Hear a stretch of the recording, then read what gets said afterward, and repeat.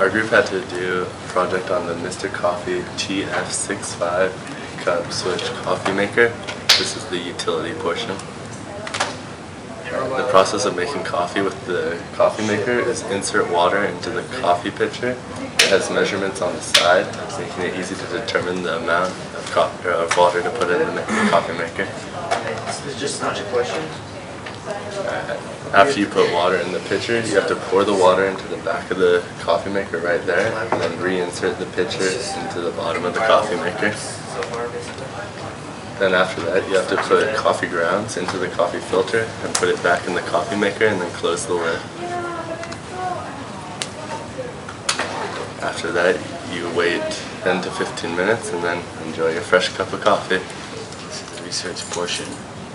The specific niche that we thought our coffee maker fit into was for mass production, convenience, and everyday household use.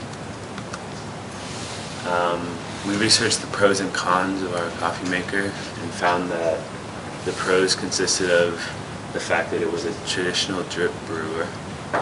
It was easy to use and clean because of a removable filter basket. It was affordable at only $23.95.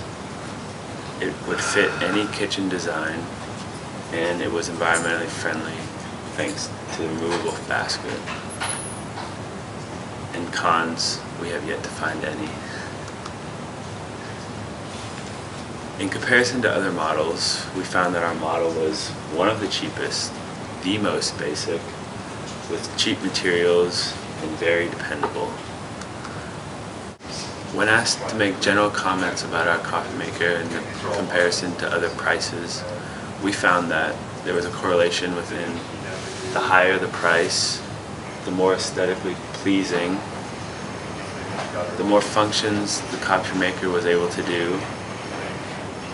They were programmable and made of better materials, thus making them more expensive. In specific to the Mr. Coffee 12-cup programmable coffee maker, which costed $34.88. With this coffee maker, we found that it made more cups.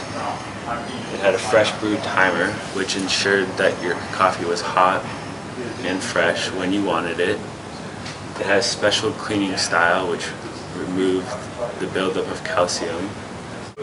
We found that through modern filtration, it reduced chlorine 97% in the water, and it had a 2-hour shut-off, which ensured that your coffee would stay hot for 2 hours and then shut off. As you can see, we're taking apart the Mr. Coffee coffee maker. This coffee maker is made mostly of plastic and is held together by many screws. Therefore, we use a Phillips head screwdriver to take apart most of the coffee maker. As you can see right now, Greg is taking apart the base to start. I think it's consisted of 6 to 8 screws. The base is mostly composed of heating elements. The heating plate, which heats the coffee when it's made, and the heater, which causes the steam in order to drip the water to make the coffee. As you can see here, this is basically the heart of the machine. Many wires, the heating pad, basically mostly electronics to get to conduct the heat. And there's a bar to secure the heating element to there, so if it drops, that it won't break. The top is composed of a lid with the that makes the coffee drip in. Right now we're taking apart the heating element. There are tubes that channel the water through the heating element to heat the water, and that's basically the whole machine. Here's the heating pad where the electrical energy is transferred into thermal energy, and it is used to heat the contents in the carafe that holds the Contents, the water. I'm going to explain the pause and serve feature of the Mr. Coffee Pot. Save that as an attachment to market. As we have pictured, we have the dripping mechanism, we have the filter baskets, we have the pause and serve mechanism, and we have our coffee pot. As shown by this blue right here, as you insert the coffee pot into the coffee maker, it forces the pause and serve mechanism upwards, which releases the coffee into the coffee pot. Inversely, as you pull out the coffee pot, it forces the pause and serve mechanism down, which shuts off coffee flow to the coffee pot.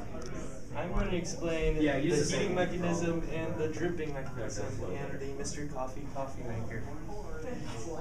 As you can see, there is a water reservoir with cold water in it.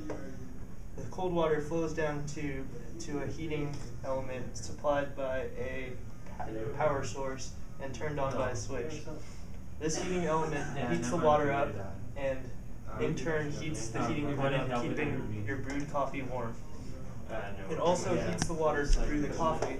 As the coffee goes up this tube and boils. As the water boils, it boils over the top and through the shower mechanism, dripping water onto the coffee and making a perfectly fresh cup of coffee.